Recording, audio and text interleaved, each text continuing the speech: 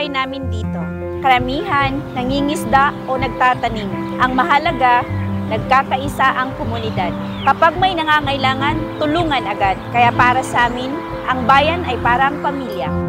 Minsan kahit simpleng lagnat ay delikado na kapag wala kang madadalhan agad. Kung manganganak ang babae, halos 1 oras pa ang biyahe papuntang ospital. Delikado talaga, kaya lagi kaming kinakabahan.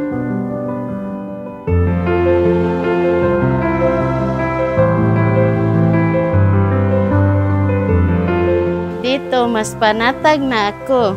Hindi na ako kailangang bumiyahe ng malayo kapag manganak. Dito mismo sa bayan, may ligtas na lugar para sa amin.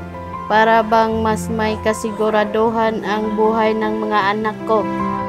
Noong kabataan ko, wala kaming ganito. Kahit hika o lagnat, kailangang bumiyahe pa. Ngayon, hindi na kami mag-alala. Alam ko na ang mga apo ko ay may agad na matatakbuhan. Hindi lang mapangarap, nandito na talaga. Ang health center na ito ay hindi lang gusali. Ito ay simbolo ng paghahanda. Kapag may bagyo, fiesta o kahit anong emergency, may matibay kaming sandigan. Kapag may turista na nasugatan o nagkasakit, hindi na mahirap maghanap ng tulong. Mas panatag sila at mas panatag din kami. Ang ganitong pasilidad, nagbibigay ng tiwala na ligtas magpunta dito sa San Remigio.